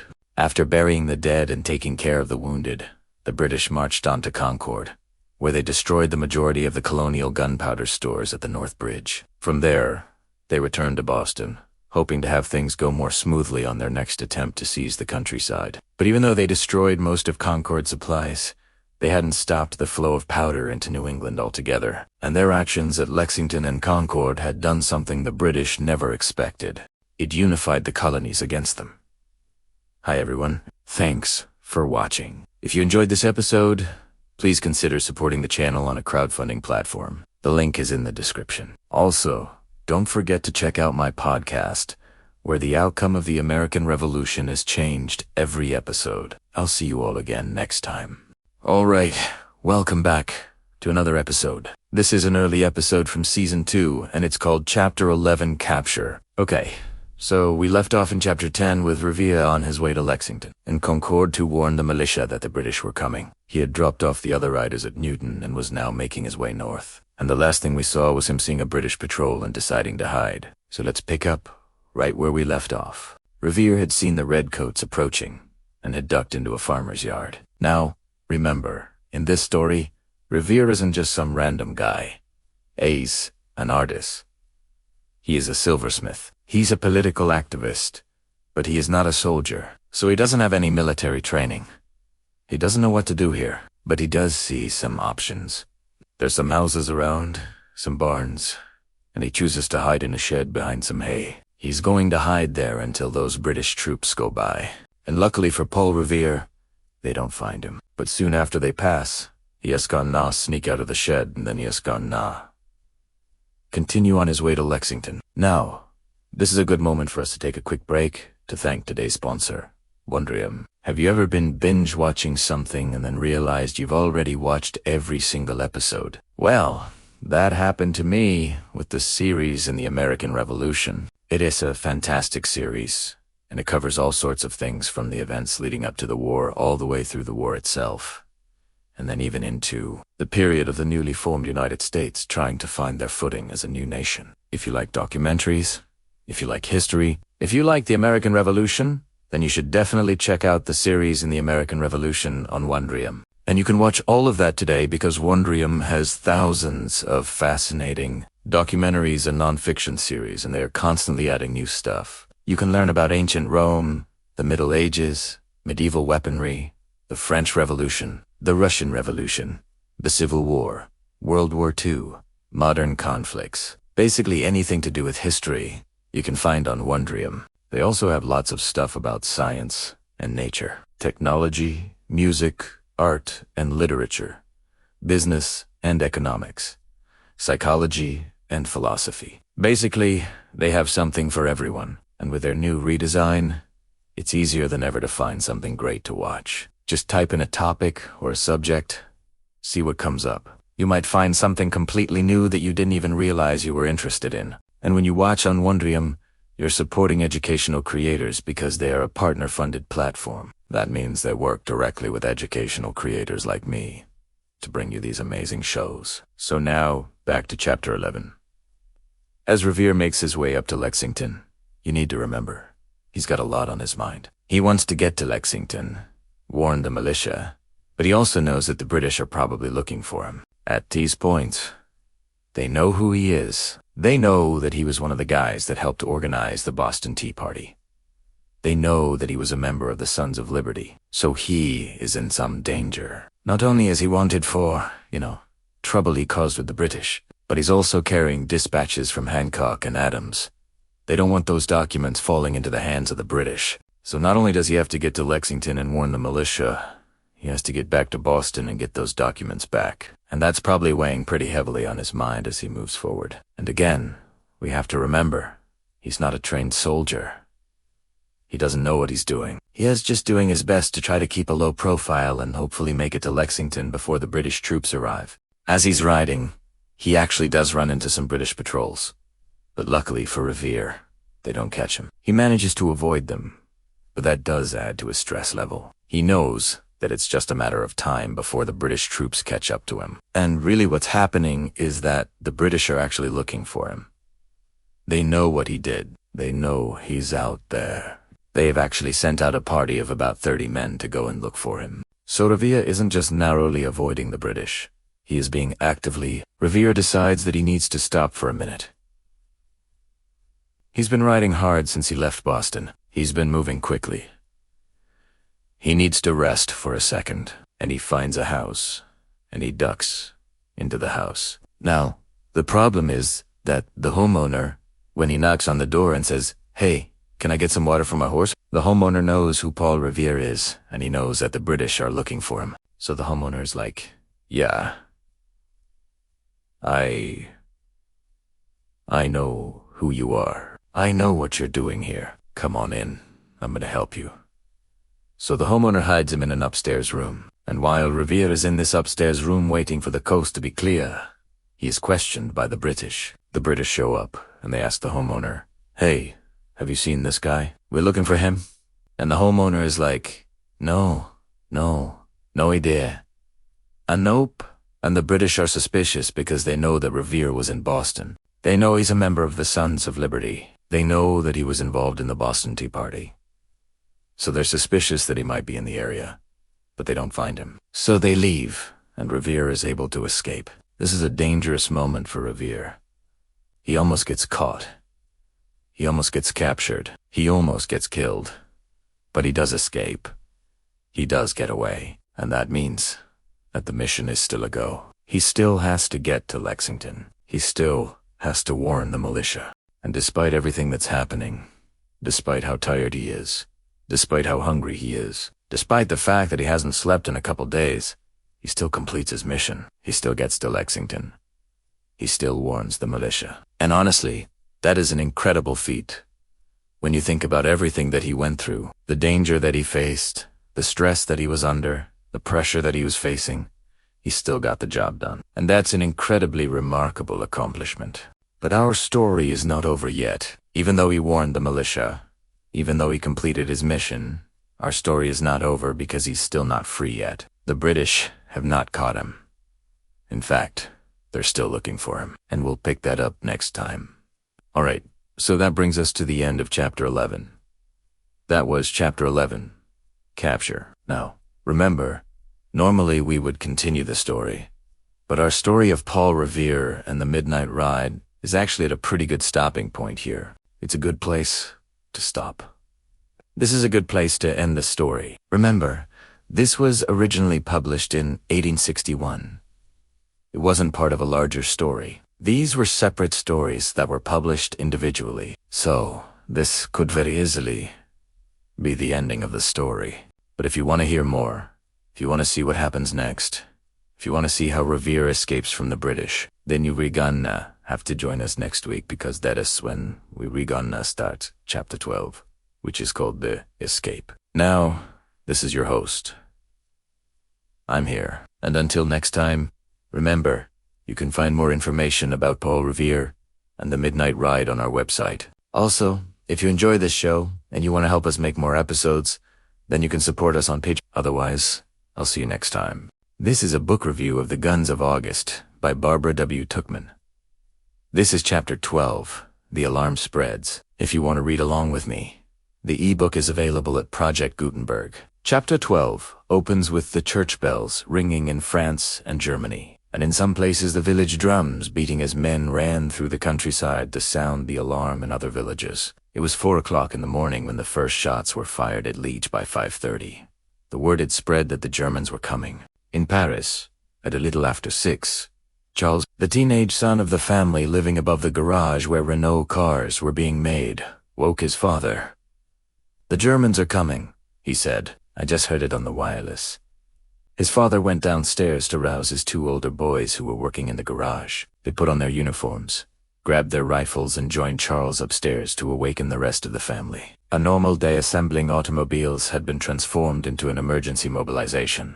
Meanwhile, across the channel in England, people awoke to the news that war had been declared. But they didn't know that yet because newspapers were unallowed to report that Britain was at war. The British government had passed the Defense of the Rome Act, which gave them authority to censor the news. All they knew was that there was some kind of trouble in Belgium. In England, as people were having breakfast, German planes were dropping bombs on the English Channel port of Dover. Dover was a strategic port city with ferries running back and forth to France. In less than an hour, the German airship Gotha bombers dropped 24 bombs on Dover, killing 4 people and injuring 17. The raid on Dover was meant to be a warning. It was a message from the German Empire to the British people saying, "We're here. We can hit you. Surrender now before we destroy your cities." But their raid accomplished the opposite purpose. It galvanized the English people and inspired them to fight. While Germany had managed to wage a surprise attack on Belgium, they hadn't been able to keep their plans secret forever. And in the hours since the declaration of war, more and more people were learning the truth. Before the raid on Dover, only 150,000 of Britain's 2,500,000 eligible men had enlisted to fight. But after that, the rush to enlist was so great that within 48 hours, 750,000 men had volunteered. On the continent, French citizens were sounding the alarm throughout the day. On Sunday, August, people could hear the clatter of the horse-drawn alarm wagon on the roads as it raced toward one village after another. When the wagon reached a town, a mounted gendarme would leap down, burst into the nearest cafe and shout, "2 arms, 2 arms," then run to the town hall and order the mayor to mobilize the local defenses. In most towns, the National Guard was responsible for taking up arms. They were volunteers who drilled regularly for this sort of emergency. But in reality, they were not much of a fighting force. In Nice, a group of National Guardsmen reported for duty and found themselves issued with old muskets from the Napoleonic era. Still, the French people felt better with their National Guard armed and ready to defend the fatherland. And it wasn't just the military-age men who were being called to arms. Ordinary farmers, shopkeepers, blacksmiths, and merchants, anyone who could carry a gun and had a will to fight, were urged to join the defense. The French people were determined to resist the German invaders. As the sun set over France and darkness fell, people could see lights streaming from the windows of farmhouses along the roads. Those were the homes of the guards, the armed and dangerous civilians who were manning roadblocks and defending farms against the advancing Germans. Along the roads, people could see bonfires burning and smoke filling the twilight sky. Those were the sites of barricades, places where men armed with guns and grenades stood ready to defend the country from the invaders. By nightfall, the alarm had spread across France. People in the cities and the countryside were awake and aware that their lives would never be the same again. Their country was at war. Let's take a look at what people were saying about this chapter. Jean writes, "Another excellent chapter. The buildup of tension is so well done that I find myself on the edge of my seat reading it." Bravo. There's a lot going on in this chapter, but it still feels like the calm before the storm. We're just getting ready for all hell to break loose in the next chapter. Next, we have a review from Brian. He writes, "Not quite as good as the previous chapter, but still very good. As always, the writing is elegant and crisp. My main complaint is that I want to hear more from the soldiers rather than the politicians." I do too. I think we need to get to the front line soon. We've got all these characters, especially Ferdinand and Conrad, that we need to catch up with. So far, we haven't really seen them since the assassination in Sarajevo. Finally, here's a review from Tomek. "The worst thing about this book is that it ends so quickly. Tuchman paints such a vivid picture of this period that I feel like I'm right there. Her prose is exquisite. Simply magnificent. Can't wait for the next book in this series. You and me both, Tom. Once we finish up August, we'll move on to her book about World War I, The Proud Tower. I think you're gonna love it. All right, let's keep reading." In a small farming village in Belgium named Braine, Marie-Louise d'Outremont had been playing cards with some friends, enjoying the afternoon sunshine spilling through her open window. Suddenly, she heard the rattle of musket fire. She went outside to investigate. Looking up the hill, she saw a line of soldiers marching toward her house. They were dressed in the gray-green uniforms of the German army. She ran inside to tell her husband, Edmund, who was the mayor of the town. Together, they went out to confront the oncoming Germans. "Halt! Stop in the name of Belgium!" Edmund shouted. But the German officer just waved him aside and continued leading his men into the village. That was on Monday, August. By Tuesday, August, people all across Belgium knew that the German army was coming.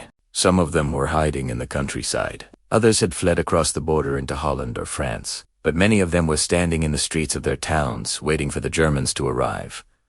And the Germans did arrive. In one village, a group of women approached the German troops and handed them posies of flowers. Then they broke into tears and begged the soldiers not to shoot. The German soldiers didn't want to hurt these innocent people, so they promised not to fire on the towns unless they were fired upon first. Then they marched into the town and took up positions in the streets. Marie-Louise and her husband, Edmund, had decided to stay in their home in Braine. They shut and locked the doors, boarded up the windows, laid out their blankets, and prepared to wait it out. They didn't have to wait long. Soon, the street in front of their house was filled with German troops. Then they heard the rattle of musket fire. Peeking out a window, they saw the German soldiers falling to the ground, wounded and dying. A young woman named Gabrielle Petty was walking home from a visit to her aunt when she saw a group of German soldiers approaching her.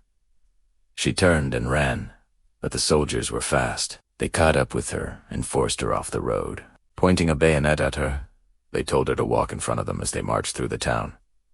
Gabrielle didn't resist. She kept her eyes downcast until one of the soldiers asked her something. She couldn't understand his words, so the soldier put his hand under her chin and lifted up her face.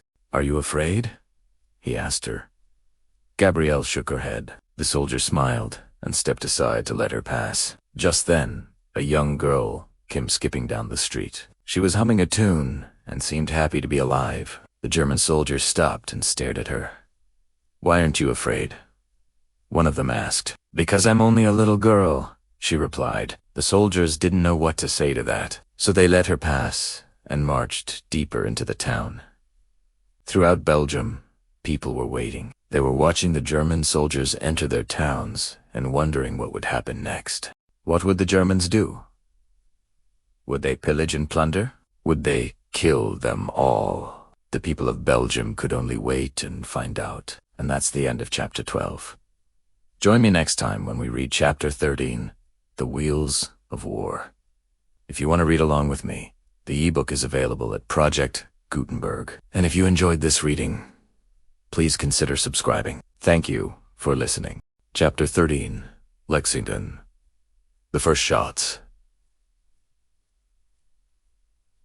The year is 1775 and tensions are high in the American colonies. The road to revolution has been a long one, filled with acts of defiance and growing discontent with British rule. But now it seems like things are finally coming to a head. And when the British soldiers arrive in Lexington on April, they have no idea that they are about to be involved in one of the most important moments in history. The early morning mist hung heavy over Lexington Green as the British troops approached. It was April 19th, 1775, and the town was still fast asleep. But that would soon change, because arriving in Lexington were British regulars under the command of British Lieutenant Colonel Francis Smith, who had come to seize the colonial military supplies being stockpiled nearby. With around 700 men, they were accompanied by 2 companies of Rangers and a company of light infantry. Meanwhile, the local militia were preparing for action. Captain John Parker, commander of the Lexington militia, had received word of the British troops' approach and had sounded the alarm. As the sun began to rise, a group of about 800 militiamen assembled on the green. Among them was a young man named Samuel Adams, who would later become a leader of the Sons of Liberty. Also present was Reverend Jonas Clark, who would later become famous for his sermon, The Scyld of the Lord. These 2 men, along with many others, were ready to defend their town and their rights against the British invaders. As the British troops came closer, the tension grew. The 2 groups faced off against each other on the green, sizing each other up. The British soldiers were well armed and trained, but the militia were determined to stand their ground. The situation was tense and dangerous, and as the standoff continued, everyone knew that something had to give. 10-suitably an order was given, and the British soldiers began to advance. In a moment of panic, or perhaps in response to a threat, a shot was fired.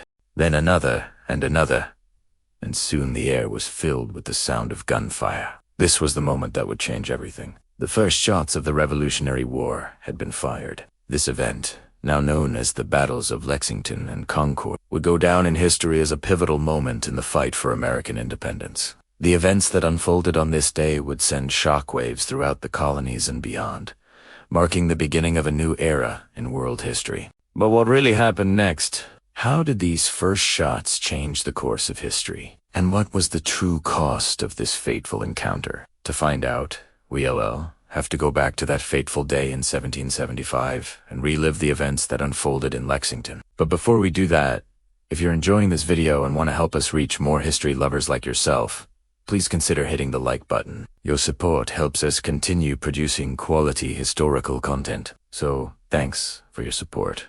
And now let's go back in time to April 19th, 1775.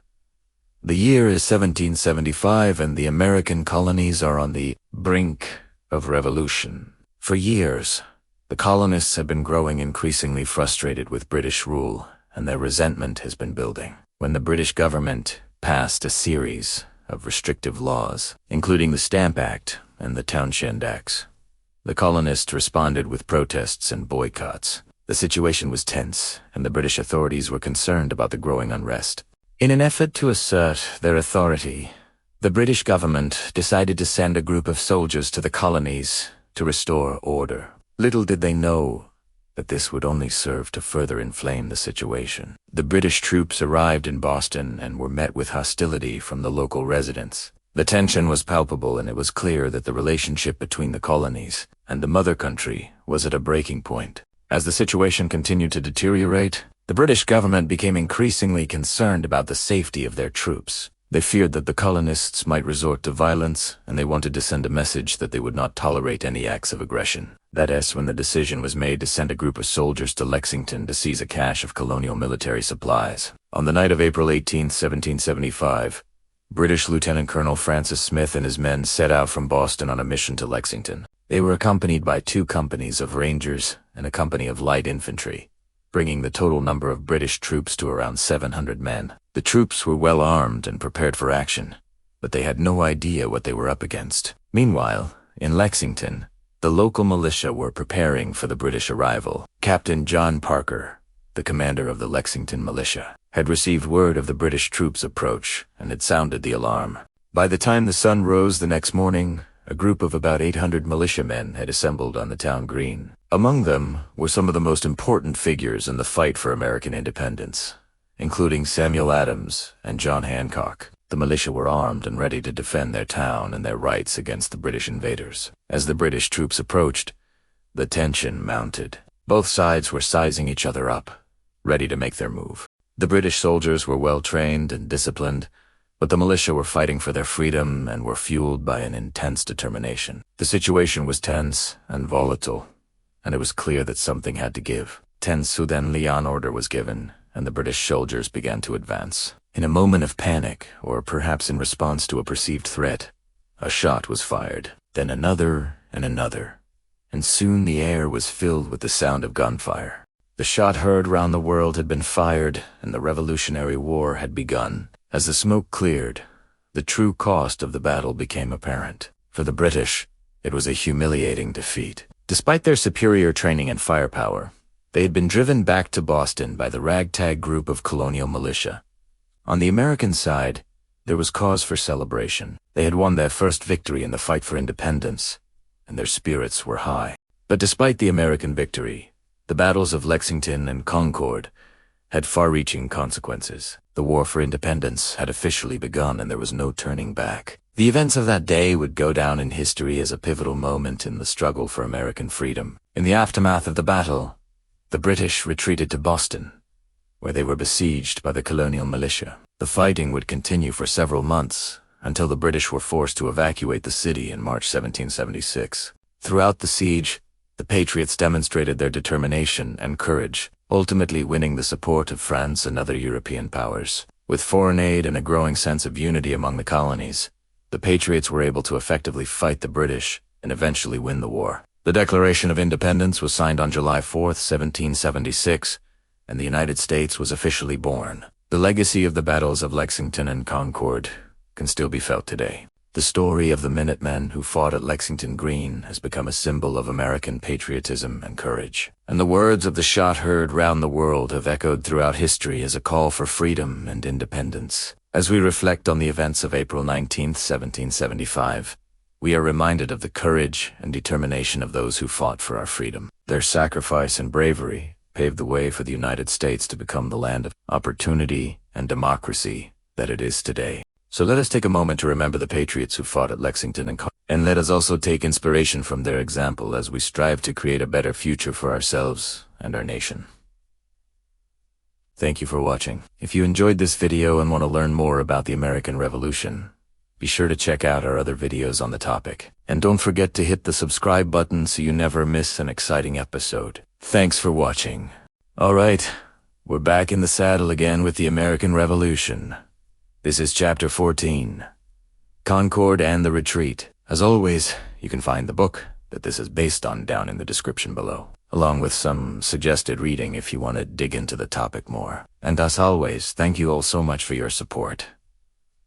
Let's get to the story. So, in the last episode, we left off with the Redcoats coming upon the North Bridge, just outside of Concord. At least one company of regulars was ordered to cross the bridge, while the rest of the regiment held back, either because they were needed to guard the prisoners, or because the officer in charge didn't know how important the bridge was. Either way, that fateful clash at the North Bridge is what kicked off the war. So, when the regulars crossed the bridge, they came under immediate fire from the militia who had taken up positions in the trees along the road. Now, it seems like the first shots came from the regulars, but that may have been because they had orders to use deadly force against any armed men they encountered. Either way, the firing quickly escalated into hand-to-hand fighting as the two sides closed in on one another. But the regulars, being professionals, were able to hold their ground and push the militia back across the bridge. At this point, the order went out to destroy all of the stores in Concord, and so the regulars fanned out into town to find and burn the rebel gunpowder. Meanwhile,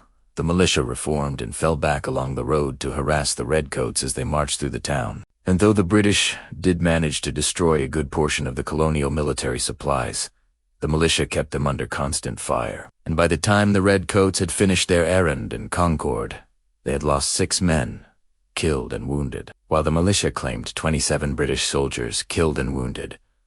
But those numbers are probably inflated. You see, the Minutemen were prone to exaggeration, especially after they heard about the number of Germans that were said to be among the dead. Apparently, the British had hired German mercenaries for the war, and so the Minutemen began spreading tales that a whole bunch of Hessians had been slaughtered. Of course, there weren't any Hessians at the Battle of North Bridge, but stories like this helped to keep up morale. After all, fighting a foreign army was always better than fighting fellow countrymen. Now, once the destruction detail was finished, the order was given to fall back to Boston, which is where things got really bad for the Redcoats.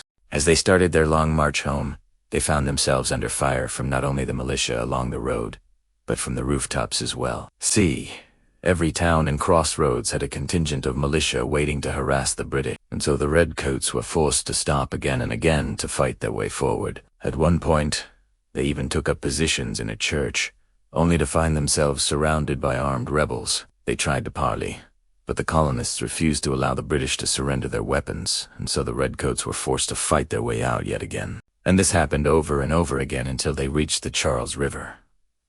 By this point, the militia had begun to arrive in greater numbers, and the British were pinned down under fire from 3 sides, and so the order was given to form a defensive perimeter around the river and wait for rescue. But no rescue ever came. The British had hoped that the regulars would sweep through Concord and back to Boston without incident, so no reinforcements were sent out, and that meant that the weary and hungry Redcoats were stuck defending themselves against an ever-growing mob of colonists. For 2 days they managed to hold off the attackers, but by the 3rd day, they were completely exhausted, and when the officers tried to organize another defense, they found that many of the men had already fled into the woods. So with no other choice, the remaining British soldiers laid down their arms and surrendered. In the end, 238 regulars were captured, while another 188 made it back to Boston, having suffered an additional 69 casualties along the way. As for the colonists, they suffered only 47 casualties during the entire affair, and so the news of this great victory spread like wildfire across the colonies. For the next few days, Concord was a celebration, and then the people began burying their dead. It was then that something strange happened. As the colonists dug the graves, they began to find things inside of them. Things that hadn't been buried there. For example, British muskets and bayonets were found buried under the bodies of some of the slain Redcoats. And later, when people went to look for the bodies of their loved ones, they found those missing as well. It seemed that the Redcoats had gone back in the night and recovered their dead. Of course, that wasn't the only thing that they were looking for, because in the aftermath of the battle, the residents of Concord found a lot of stuff missing. People reported that entire rooms full of furniture and bedding had disappeared, as had barrels of flour and sugar. Even the lead from the local church roof was stripped away. And so the British were blamed for taking these things. But there is no evidence to support that claim. In fact, most of the stolen goods can be accounted for. See, the items were taken by both sides during and after the battle. Some of it was simply abandoned by the troops, while other items were confiscated by the militia. It was even said that the captured Redcoats were forced to carry off some of the loot.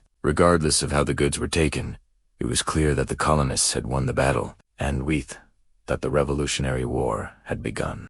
Now, the British commanders knew that they had blundered badly at Concord, and so they immediately set about correcting their mistakes. They realized that the minute men were a threat, and so ordered the city of Boston to be placed under martial law, which gave the military authority over the civilian government. Then, to prevent future attacks, General Gage ordered that all entrances into Boston Harbor be blockaded, effectively placing the city under siege. Meanwhile, General Washington was chosen to lead the Massachusetts militia, and he wasted little time in putting together a plan to retake Fort Ticonderoga. The fort was very important because it controlled the passes into Canada, which is why it was garrisoned year-round by a small detachment of regulars. And by seizing the fort, the Americans would gain artillery that could be used to bombard the British. But before any of that could happen, the British were forced to deal with another rebellion in the South. A group of patriots in South Carolina seized the town of Charleston after learning that the British were planning to confiscate their guns. Then, hearing that regulars were being sent to put down the rebellion, the local militia rose up and fought them to a standstill. Soon enough, word spread of the victories at Concord and the siege of Charleston, and the people of St. John's, Newfoundland, rose up and drove the British off the island. As you can see, the British were having a pretty bad week. However, in spite of all of their defeats, General Gage still felt confident that he would win the war. His reasoning was that the colonies were too big and too sparsely populated to mount a serious rebellion, and even if they did, the British army was large enough to put them all down. Unfortunately for him, he was wrong. The truth was that the colonies were far more prepared than Britain had anticipated, and they would only grow more prepared as time went on. You see, the American Revolution wasn't started by farmers, shopkeepers, and laborers. It was started by wealthy landowners who wanted to preserve their way of life, and those same men continued to fund the war effort as it dragged on. And let's be honest, nobody funded the American Revolution more than the British. Every bit of supplies that Britain sent over for the army also ended up supplying the colonists. That's right, the British were literally shipping supplies to their own defeat. Now, if you think that's a mistake that only Britain made, then you might be interested to learn that France did the same thing with the Viet Cong during the Vietnam War. Now, that is a crazy story, and it makes up Book 2 of the Secret History of the United States, The French Betrayal. So if you'd like to learn how the French not only supplied the Viet Cong, but actively worked to sabotage the U.S. war effort, then check out the link down in the description below. But even if you don't, I hope you enjoyed this episode. Thank you all so much for watching, and as always, I hope you learned something new. Alright, class is back in session. Today, we're going to look at Chapter 15, The Legacy of the Midnight Ride.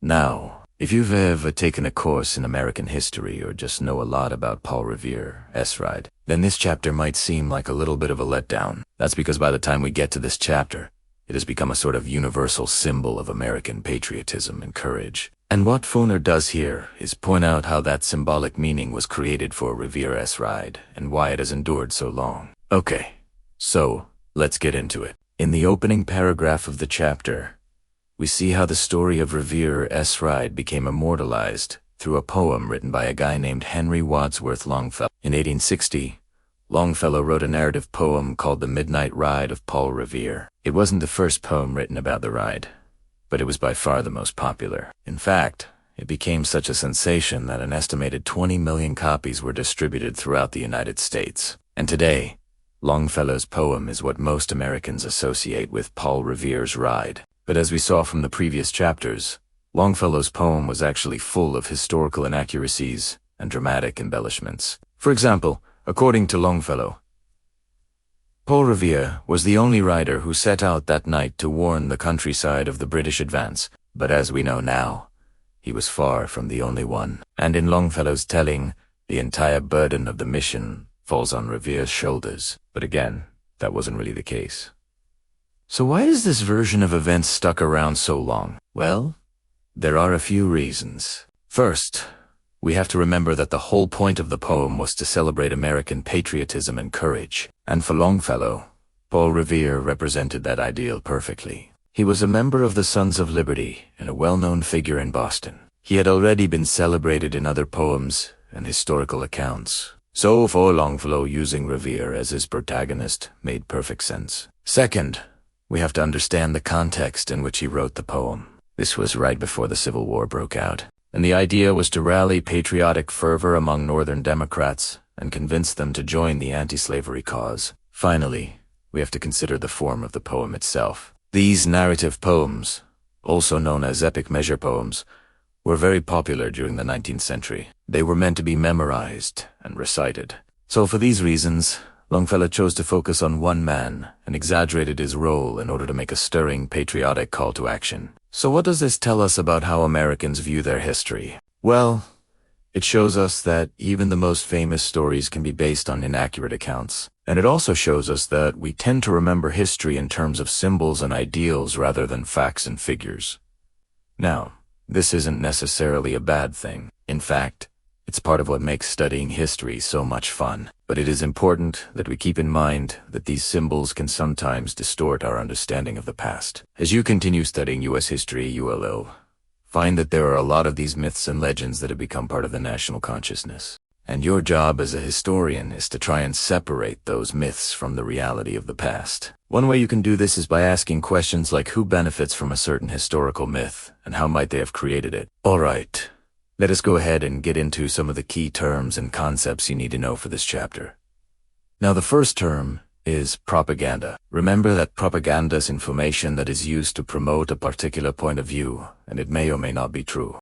In the case of Paul Revere's ride, it's easy to see how propaganda can distort our understanding of the past. For example, in the years leading up to the Revolutionary War, each side produced a lot of propaganda aimed at denouncing the other. The British would produce propaganda aimed at convincing Americans that the Patriots were traitors, and the Patriots would produce propaganda aimed at convincing Americans that the British were tyrants. And both sides would use any means necessary to get their message across, including pamphlets, posters, newspapers, and even public speeches. The second concept you need to know for this chapter is censorship. Censorship refers to the suppression of speech or other public communication, and this was a common practice during the colonial period. For example, when the British passed the Stamp Act, they also implemented a system of censorship to prevent colonists from protesting it. Officials would read through newspapers and other publications and remove any articles that were deemed seditious or true. Now,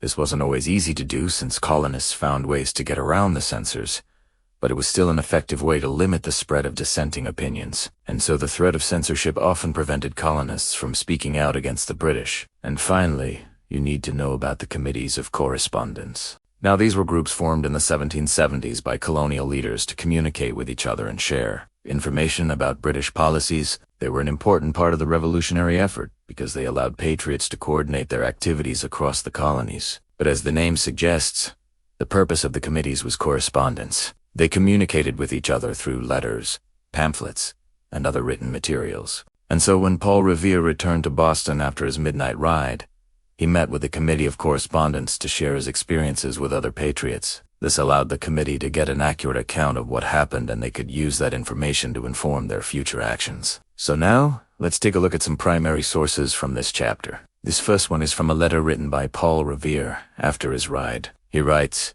"About 9 o'clock, I, with several others, rode out to Lexington to see if there was anything going on.